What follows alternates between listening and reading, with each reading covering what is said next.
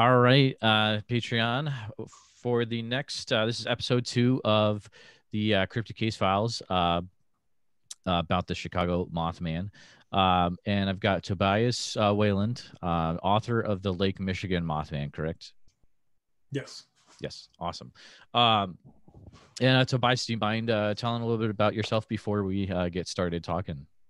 Not at all. So, like you said, my name is Tobias Wayland, and I am the head writer and editor for the Singular Fortean Society, which is a Fortean research and investigation organization that my wife and I founded back in 2016. And a lot of what we do is, paranormal and Fortean investigation. We also do a lot of paranormal journalism. Most things on the website or that we publish, we cover journalistically. If we edit, like if we are going to editorialize, that happens in a separate blog usually, and it's clearly labeled as such. And then the other thing that we like to try to do, it's been a little harder in 2020, but community outreach, being active in the paranormal community, encouraging other people who are also interested in this stuff. Nice. And that's honestly been great. We've made a lot of good friends that way. And I personally think it's the best way to approach it, frankly. Yeah, totally. And for anybody who isn't familiar, because this is the most common question we probably get, is, what does Fortean mean? A lot of people aren't necessarily familiar with that word. And for anybody who isn't, Fortean comes from the name of a relatively well-known, at least in our field, collector of weird news stories named Charles Fort. And so he was active in the early part of the 20th century. And he would collect all of these weird news stories from all over the world. He would write these books about them and sort of speculate as to what could be behind them. He had a lot of really interesting ideas. He's a fantastically entertaining writer, even for the early 20th century. And a lot of what he wrote was really very tongue-in-cheek and just really fun to read. So his approach was basically a holistic one, where he would look at all of these seemingly disparate phenomena, but then sort of make connections. And I found myself in my own research and investigation that there are a lot of commonalities between paranormal phenomena that people try to willfully separate, but aren't really as easily separable as people might think. For instance, it's not unusual for people who claim to be alien abductees to also experience what in any other situation would probably be deemed the effects of a haunting in their home, frankly. And so there are all of these odd connections. And so we do sort of approach these things holistically in that sort of Fortean sense to try to get the big picture overall. That's a very good summary. Yeah, thank you. That's good. How I don't believe you said this yet. How long has the website been going on for? So we started, it would have been sort of a soft launch in the spring of 2016. Okay. Pretty much, honestly, I mentioned that just to be completely honest with people. Like I want to be upfront about stuff. But I mean, really, as we exist in our current form, really would have been January of 2017, because we kept the name, but then sort of completely rebranded everything else in January of 2017. Okay. And sort of changed our style and focus in a number of ways that aren't necessarily super interesting to anybody who aren't, either Emily or myself. But I mean, technically we've been around since spring of 2016. Nice. That's cool. And it looks like you've kind of you've almost got like I saw you were hanging out with Jay Pachochin for a while, he's a good which friend. is really cool. I've had a run in with him a few times, and he's just a super nice guy. He is very, very cool. Yeah, Did you go out on in the Kettle Moraine, looking around Yeah, with him yeah. then, or? Emily and I have been out there with Jay a number of times. Oh God, probably I don't know, 4 or 5 at this point, and we're always trying to plan new excursions with him out there. It is a fantastically interesting place. You know, we didn't really know what to expect the first time we went out, which I want to say would have been early 2019. But you know, we've really never been disappointed. We've experienced a number of very unusual phenomena in that area. I mean, Really? Yeah, I've never seen anything that I could definitively say was, you know, a hairy humanoid or anything like that. But you know, we've all experienced together a number of unusual ghost lights. Oh, wow. Yeah, strange sounds, smells. You know, and I did get at least one glimpse of something that looked like, to my mind, a large humanoid being crossed the trail some distance ahead of us, but it happened very fast. And it's one of those things where, you know, it was very interesting to me personally, but at the same time, you know, I freely admit it's not exactly groundbreaking evidence. I'm like, well, I saw something that looked really big. It looked like it was on 2 legs, and it, you know, it crossed the trail like, you know, well over 100 feet plus in front of us in the dark. And so who knows? But yeah, I mean, it's always interesting out there. Yeah, that's cool. Yeah, it's that's on the list of one of the places I need to. It's not. I don't think it would be that far of a drive. Maybe 4 or 5 hours from where we're at, Des Moines area. But I don't know. I have to look it up. But yeah, it looks beautiful up there. I mean, the shots he has in that film is very, very cool area. Kettle Oh, Moraine. absolutely. So Yeah, it's that's a awesome. beautiful wilderness. Yeah, so when, if you were to think back, what's the first encounter that made you start to take notice of the Mothman phenomenon in your area Sure. of the country? Yeah. So back in the spring of 2017, I saw a trio of weird winged creature sightings come through the Mutual UFO Network case management system. You know, they were relatively vague in detail as far as, you know, like anything concerning witness or like demographic info. They did list, you know, relatively specific areas that they occurred. There was some decent detail seemingly in the testimony provided, but they were never really followed up on very well. And I don't think that was for lack of trying. I later spoke to Sam Moranto, the MUFON Illinois state director, who's a really nice guy. And you know, really, they just didn't have the opportunity to follow up very well with those witnesses, which, you know, anybody who's been doing this for long enough knows that happens quite a bit. People will contact you and then you just never hear from them again.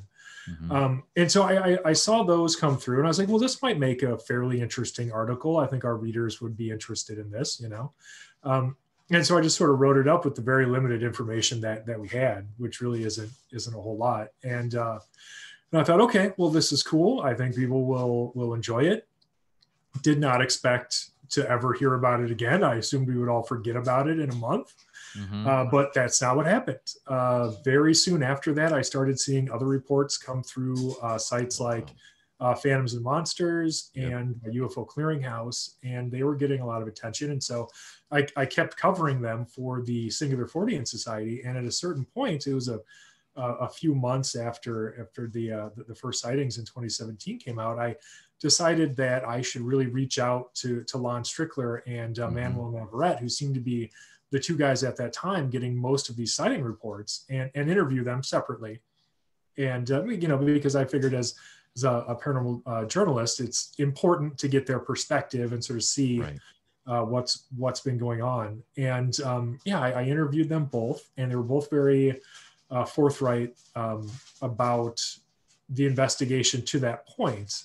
And you know, neither one of them was really trying to push a particular narrative or anything similar. They were just seemingly baffled by these reports they were getting. And so I continued to cover it. And it wasn't too long after that Lon and I discovered that, we had some mutual friends, and he asked if I would want to help with that investigation, because of course Lon's all the way out in Pennsylvania. Exactly. Yep. And so he collects all these reports, but it's impossible for him to go on site or anything. So he needs people in this area who are capable of going out and talking to people and going on site and everything. Mm-hmm. And I said, sure, of course, like, how do you pass up that opportunity? Yeah. And, right. Yeah. Yeah. Well, it was good that we did too, because it really wasn't long after that before we started receiving our own sighting reports from various witnesses, Sure. And so at that point we were just in it. Like we were a part of it. And I still tried and continue to try to cover the sightings journalistically. That is to say, report only the facts as I understand them, even if or I should say, even if one of those facts is literally just me saying, well, look, this is what this person is saying they saw. Sure. Like without either without being able to verify or disprove that this is their testimony. These are the details of their sighting that I was able to corroborate. Often that'll be historical weather data, geographic data, just sort of making sure all of the sort of prosaic, like measurable elements of their stories add up to what they should be. Like if somebody says it was a full moon on the night of their sighting, I can go back and look and see if it really was a full moon.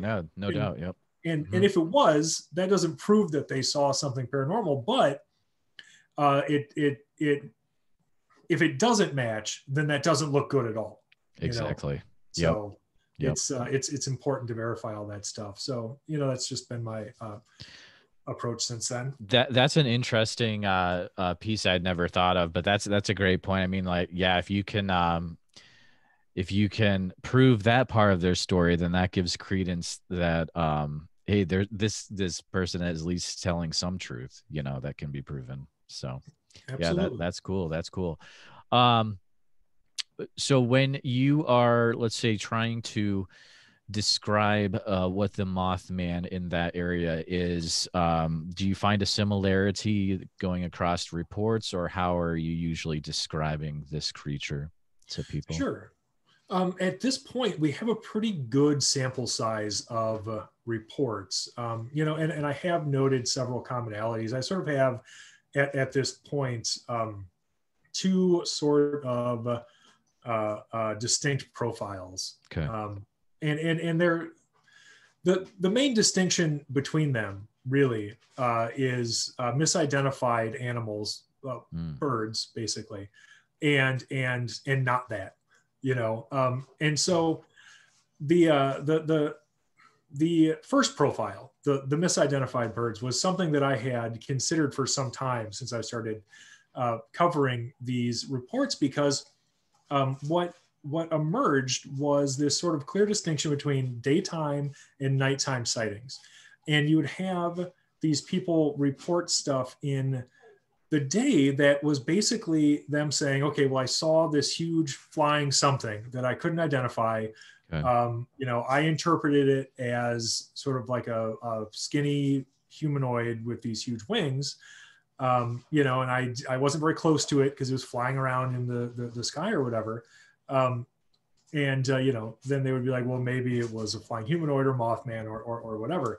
But there was a lot of circumstantial evidence from the very beginning to point to those particular sightings as being misidentified large birds. I mean, for instance, we know that climate change and the destruction of their wetland habitats has really affected the heron population in the Midwest. Like it's affected like their whole system of like migration and where they choose to winter and all of it.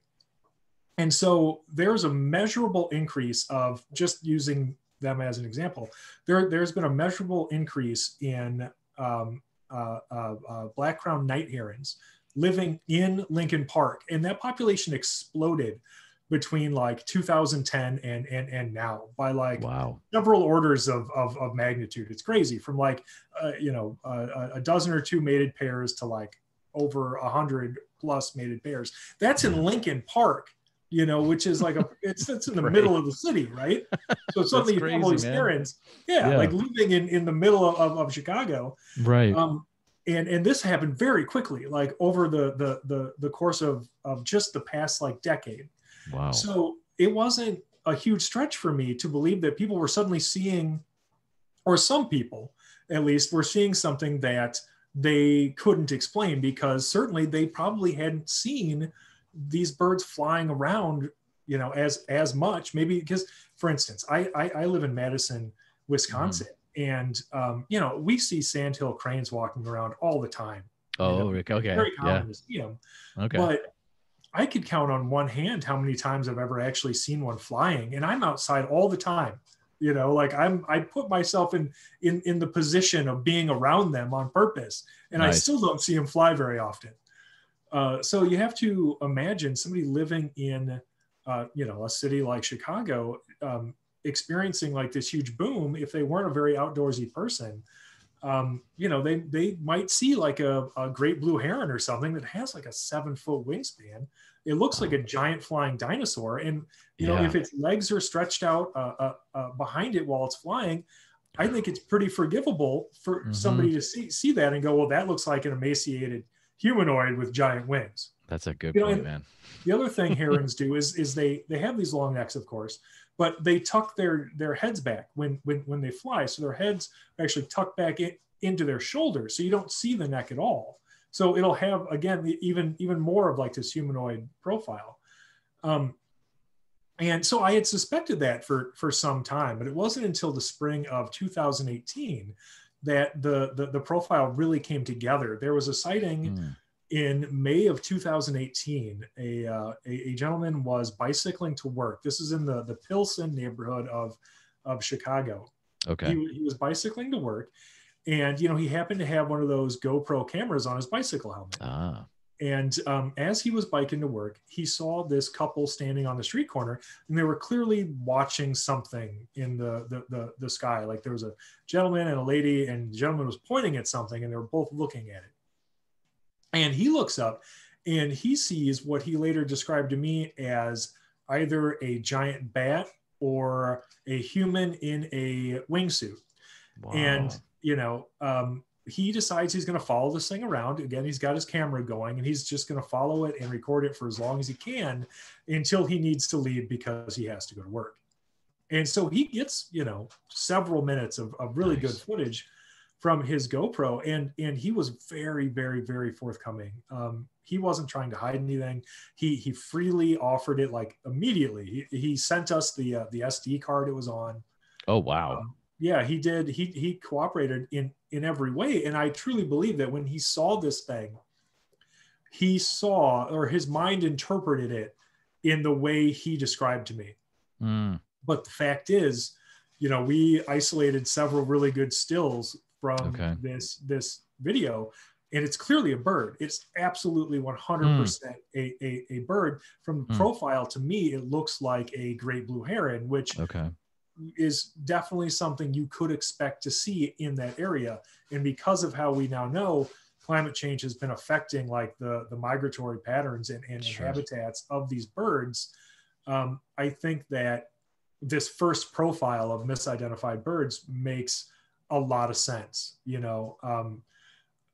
Again, people seeing things flying from a distance in the daytime, they lack all of the elements of the, reported paranormal sightings. It's literally just people seeing something flying around that they can't explain, that they interpret this one particular way. And who knows how many people are out there seeing them flying and are just like, oh yeah, that's a bird, because I've seen that before. That's totally a bird. Right. And so that accounts for, by my estimation, like just in my personal opinion, and opinions will vary on this, but probably about 40% of the sightings I think are misidentified large birds, especially in 2017. It really feels like that year specifically, people were seeing these herons flying around and being awfully confused by it. And that's tapered off quite a bit. Part of me, I mean, it's difficult to know. This is all speculation. Yeah. But, part of me believes that on some level, people have probably adjusted to the increase in the heron population in that area, most likely. And so they're not, yeah. But that's just like the first profile, and it's not necessarily the one that people love. Like, it's not the sexy fun one. It blows my mind because I've never thought of that. But that's a great profile. Yeah, awesome. Right, well, thanks. Yeah, and then we have like the really really weird cases, and the weird cases definitely aren't birds, because usually in those cases, you have close contact with the witness, not touch necessarily, but people within 10, 15, 30 feet of whatever they're seeing. And what they're seeing usually, but not always, will be on the ground and then maybe fly away. If they do see it flying, they'll report unusual characteristics like glowing red eyes. There are other paranormal elements to this particular profile. For instance, an overwhelming feeling of fear. Some people will report feeling like a sense of evil emanating from this. Oh, really? This entity.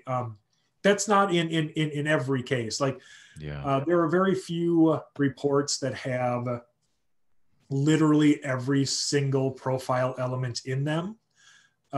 What I usually look for is multiple elements before I'm really willing to just categorize a sighting as one profile or the other. So for instance, you might have a daytime sighting of something flying far away, and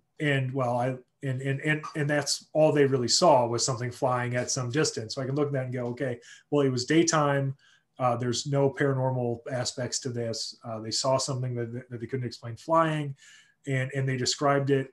Often, I'll look for them to describe it the same way that the Pilsen witness described it, which happens quite a bit. And then I think it's fairly safe for me to go, okay, well, with basically lacking any other evidence to make me believe this is unusual, this is probably a misidentified bird. And then with the paranormal sightings, like you look for the various crossover elements as well. But again, like, they're not always present. There isn't necessarily every single element in every single sighting. So one person might see what they describe as a winged humanoid standing on the ground, but they don't see red eyes. Another person might see a weird winged humanoid with red eyes, but they describe their feeling as more shock or awe than like abject terror. So it's been quite a ride. I would say, as far as the profiles are concerned, the misidentified bird profile, I think, is the one that I'm pretty confident in, just because unlike the truly weird paranormal sightings, it's a lot easier to explain things that have prosaic, like, scientific explanations than it is to try to go out and explain the weird ones that I just don't know what they are. The other thing that we see in that second sighting profile too is a certain variation in the creature descriptions. We don't see that as much in the misidentified bird profile. People's descriptions in that profile are fairly consistent. But in the second profile, the weird one, now there is a relatively common description of an all black creature, 7 to 8 feet tall with a 12 to 15 foot wingspan and glowing red eyes. But we've also received a number of reports of things that don't match that description at all, really. Well, they'll have superficial superficial commonalities. For instance, so I spoke with a witness in Mukwonago, Wisconsin. This would have been, he had a sighting in April of 2017. And what he described happened was he was on his way home. And for anybody who isn't familiar with the area of Mukwonago, it's a very rural area. It's a very small town, about 45 minutes outside of Milwaukee in southeastern Wisconsin. And so Emily and I actually were able to go out to his house, and he showed us around where everything happened. And it's pretty rural. You know, there were maybe a couple houses within sight of this property, you know, but otherwise a lot of fields, a lot of woods. So anyway, he was on his way home one evening, and it was late. You know, I think he said it was around midnight or so. And as he was going home, he was talking on the phone with his friend, and he pulled into the long gravel driveway of his house. He happened to live with his parents at the time, and he backed the van in. So he's facing the road, and he's still talking on the phone with his friend. So he decides, you know, rather than go inside and risk waking up my parents or whatever, I'm going to keep talking to my friend until our conversation is over. And then that's fine. I'll go inside. And so the only lighting out there is this small lamppost, you know, maybe five feet tall. It's about 50 feet away from where his van is parked, in the direction he's facing. And so that's really the only light. It had been misting, raining off and on all day. So it was overcast. There wouldn't be much of a moon or anything visible. And so he says, as he's sitting out there in his van, speaking to his friend over the telephone, he says at a certain point, he became aware of like a weird silhouette standing, you know, maybe 10, 15 feet in front of his van. And so he looks at this thing and, you know, kind of does a double take, and it was roughly humanoid shaped, but it was huge. And so he was like, well, what the hell is this? Oh, man. I'm going to turn on my headlights and find out. And so he does. And what he said he saw was this, you know, 8 or 9 foot tall, scaly skinned winged humanoid. And he said, because it was still misting out at that time, and this is one of those like verifiable bits of weather data that I was able to. Okay, cool, yeah. So he could tell that it had this sort of scaly skin because it was wet, and the light from his headlights was sort of reflecting off it and glistening, you know, like you would expect, you know, a snake skin or something to do.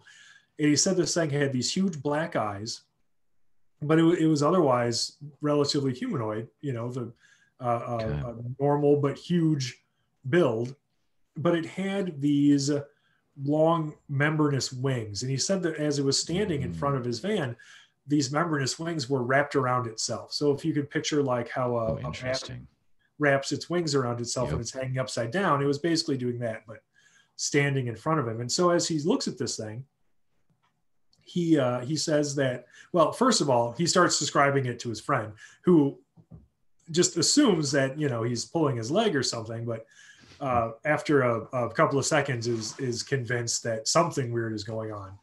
And he says, as he's looking at this thing, it sort of blurred and then disappeared, just sort of vanished. Oh, weird.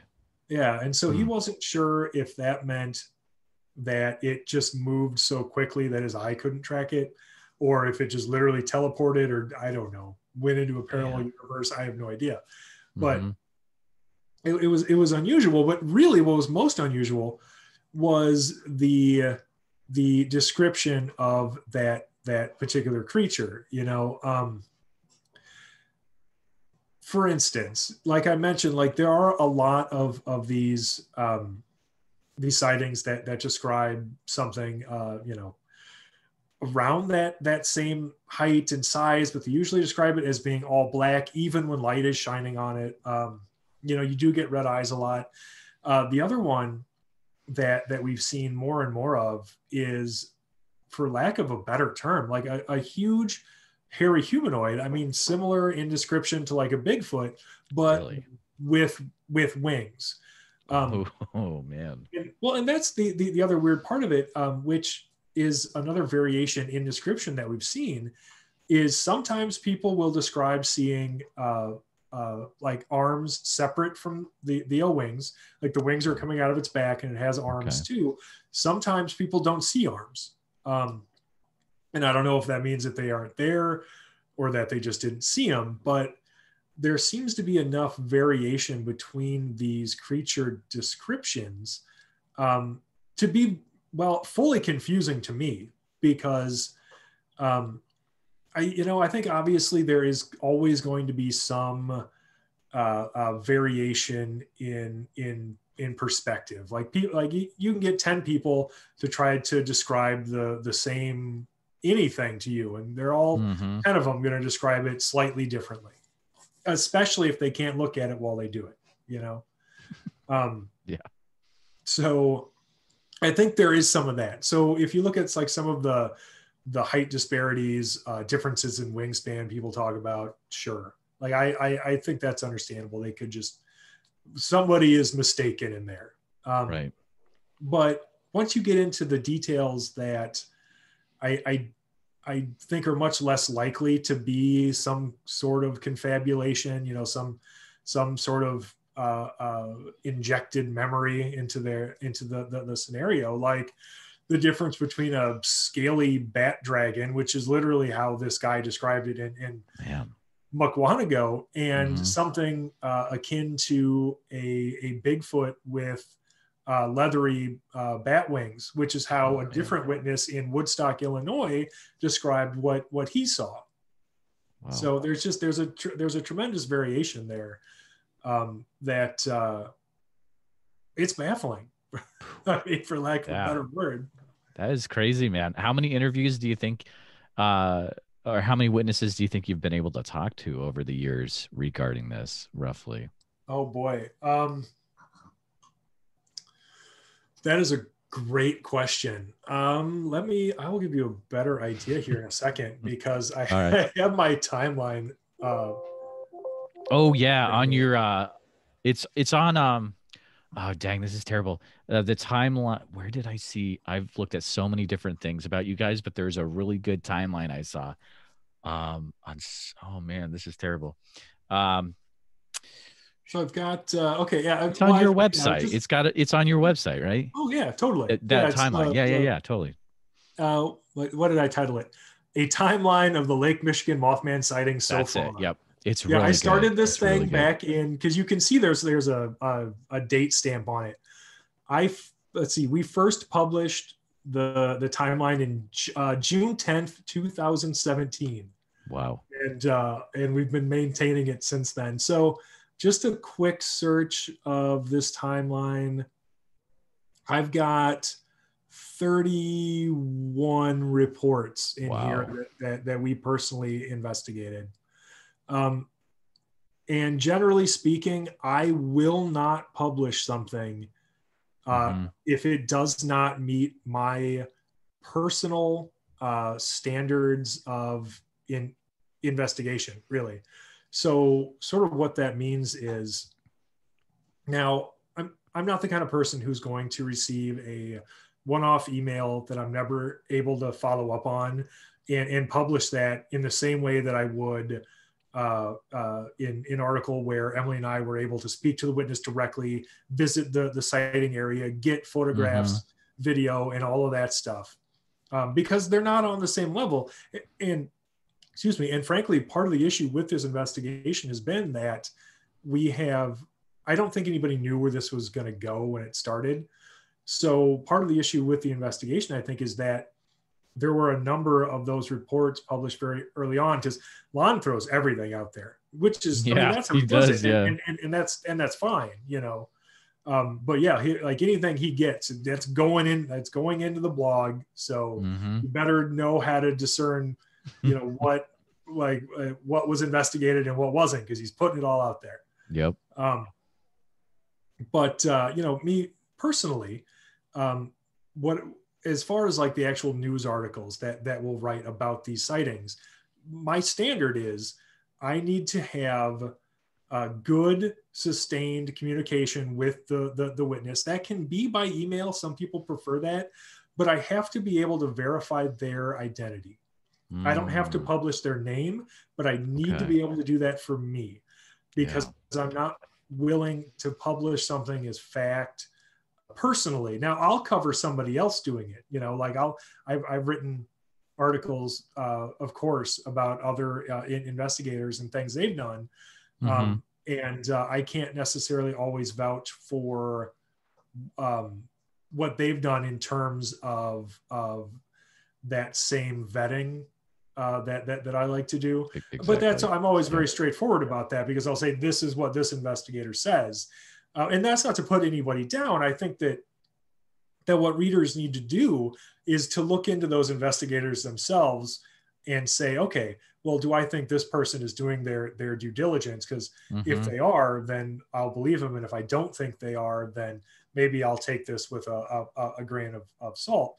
That isn't necessarily my place to do that for readers. And I don't, unless I know for a fact that there's something, hinky going on, in which case, I would be remiss not to mention it. So I always have, but anyway, my personal standard is sustained communication. I need to have all my questions answered. I need to be able to verify, people's identities and such before I'm willing to publish something as a news article. Now, if I get something that is like a one-off email that I'm never able to follow up on because the person never responds when I reach out for an interview request or something, I will publish those in the name of getting people all of the contextual data we have, everything we've received, but we have a separate column for those. So if you see something in our news section called Reports from the Void, and then whatever the name of the article is, Reports from the Void denotes those articles, or I should say those reports that we were never able to properly follow up on. So like they just like sprung out of the void, and here they are. Yep. Take it as it is. Yeah. Oh, totally. And I always put a disclaimer in those. So hopefully people see that. I feel like sometimes people don't see it because they'll be like, oh, well, this is BS. Did you even talk to this person? And I'll be like, well, did you read the disclaimer? Did you read and understand what? Yeah, exactly. Right. That's funny, man.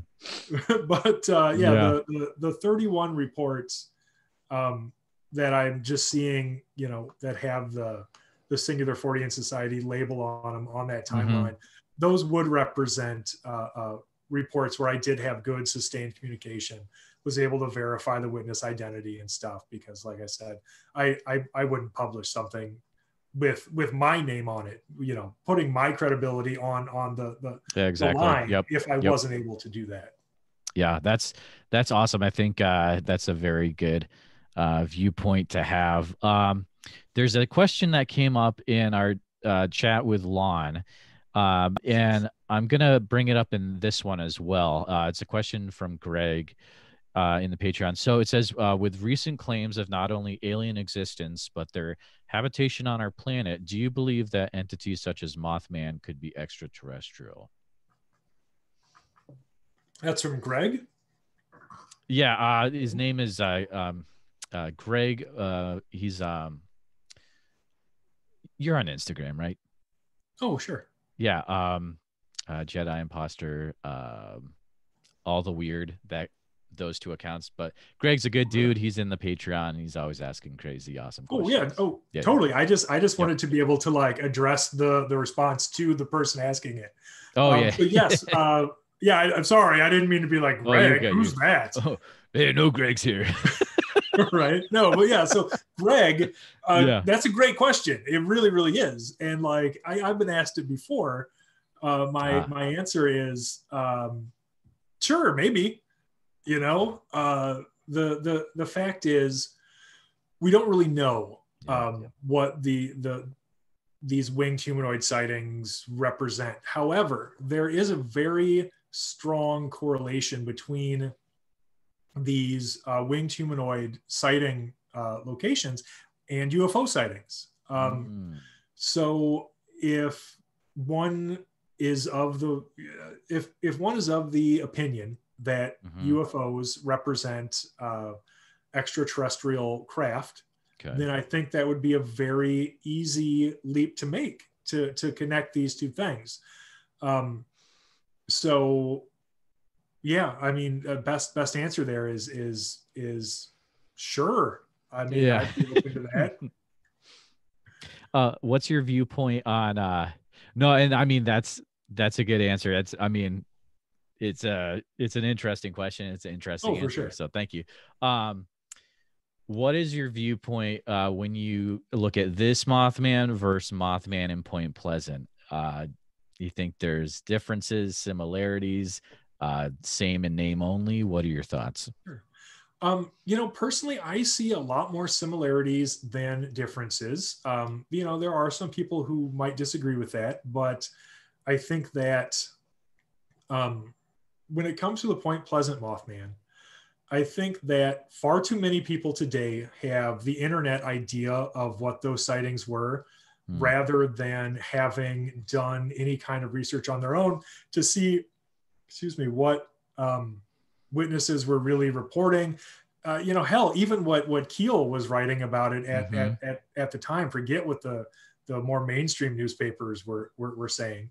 And I think if people go back and take an honest look at those sightings, you'll see, well, first, the weird correlative phenomena that existed then seems to exist in these same sighting areas today, where we'll have people reporting anomalous avians, you know, anything from pterosaurs to thunderbirds in these same areas, just like in the Ohio River Valley of that time.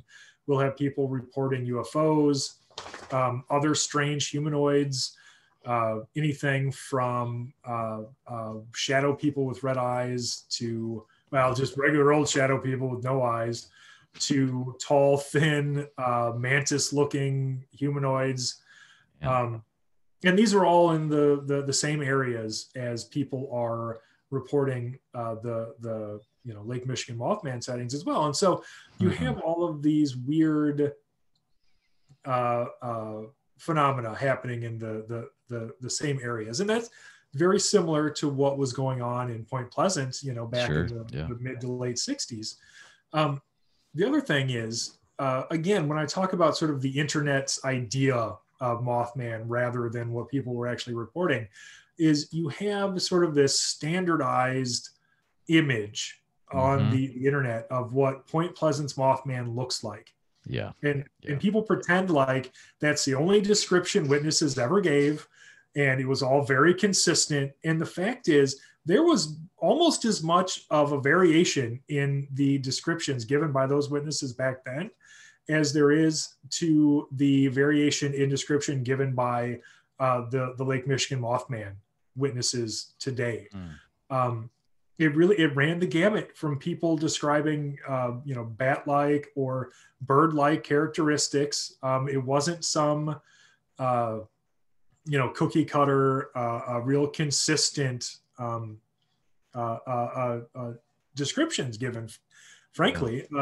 And this is, well, here's another thing people like to forget about. There were a number of Mothman witnesses back in Point Pleasant who chose to be anonymous. They didn't want to give, Keel their name. They didn't want to go on the record.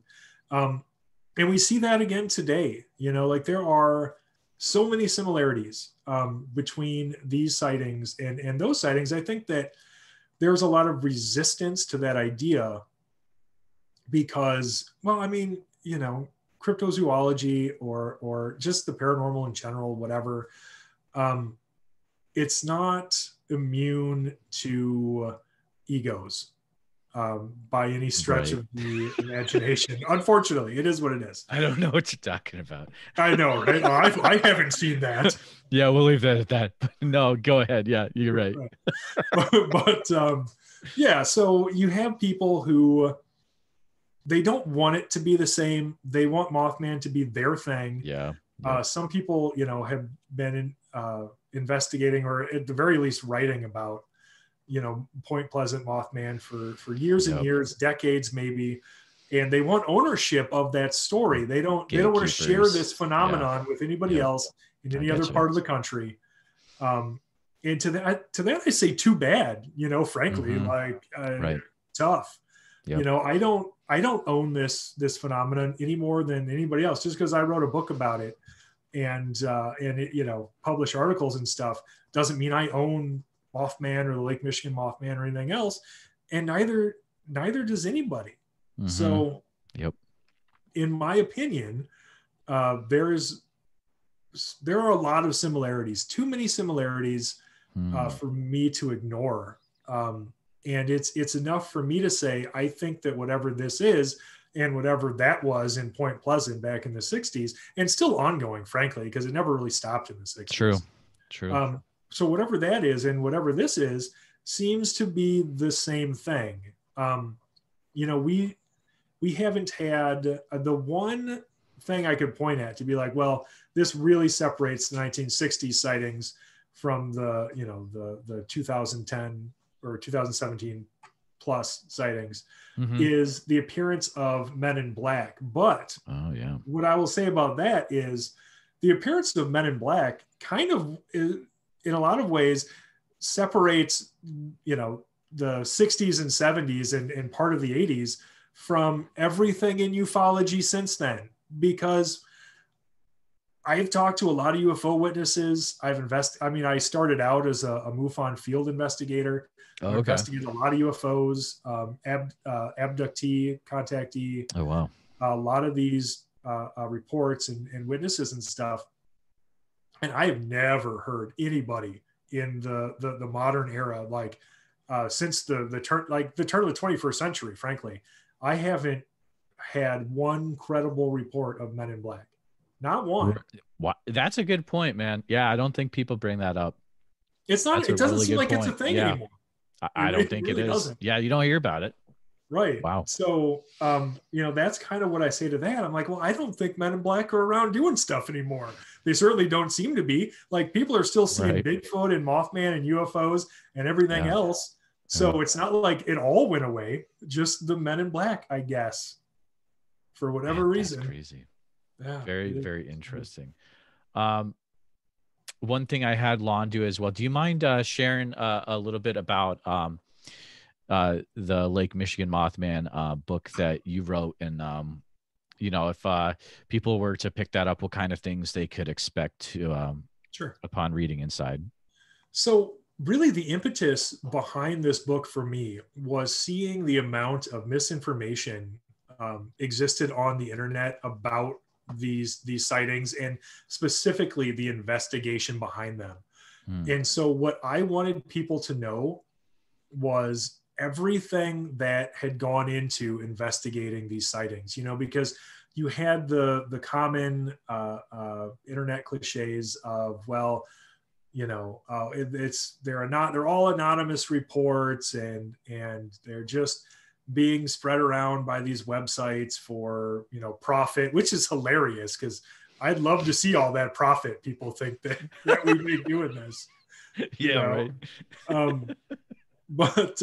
So really, I just wanted to clear up all of the misconceptions and let people know exactly what went into investigating all of these sightings. So in the Lake Michigan Mothman, High Strangeness in the Midwest, really what you'll find is a comprehensive view of every single sighting that took place that I knew about at that time between 1969 and mid 2019.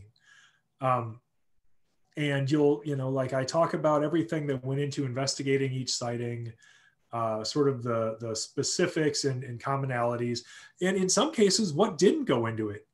I think people deserve to know exactly how much contact was had with every witness, whether or not people were able to go on site, what went into all of it. So when I say what went into every single investigation, that doesn't mean that, I'm trying to tell people that they're all perfect cases that are super compelling, right? Because they're not, frankly. They aren't all equal.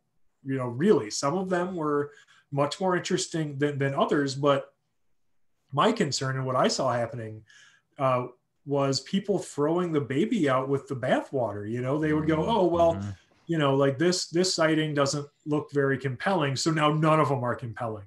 Interesting. Yeah, well, that's a big part of the reason why, like I said, I don't like to publish things I don't like to write articles about this stuff and publish them as serious news articles and put my name on it unless I have been able to maintain a certain standard of investigation. And that's part of my reasoning behind that, is because when we just throw everything out there, frankly, some of it's going to be garbage, and people are going to see that and be like, well, this doesn't seem very credible. So now none of it's credible. And that was driving me nuts. So I was like, I'm going to write this book and let you guys know exactly what went into all of it. And anybody who reads this book, I think, and has any kind of open mind, is going to see there are some very compelling cases in here. It's not proof of the existence of a physical Mothman or anything else, but what it is proof of, in my mind, is that there were people experiencing seemingly impossible events, and they were very impactful, and they were describing something very, very similar across the board. And while it's not proof, positive of Mothman or something, as much as I would love to have that, I think it's definitely proof positive that something weird was going on, and it definitely bears further investigation. And it's something that I think anybody who's interested in the paranormal or cryptozoology or any of its many related fields would be interested in, frankly. Man, all this definitely makes me view things in a different light. These two interviews combined together, it's been awesome. I'm glad I contacted both of you guys. The two profiles you gave were fantastic. And just thank you so much for coming on. This Thanks has been really awesome. I think everyone who listens to this is going to get a lot from these interviews, and it makes me definitely view a Singular Fortean in a different light, knowing how much work you put into vetting everything you put your name behind. So thank you for doing that. That is really cool. Thank you very much. I really appreciate that. Awesome. Well, that's an hour, but definitely I will spread the good news about the Singular Fortean and the your book and all that good stuff, and get the word out. And thanks so much for coming on, and hopefully our paths will cross again in the future. So yeah, definitely. I'm sure they will. Of course. Thank you again for coming on, Tobias. Yeah, thanks.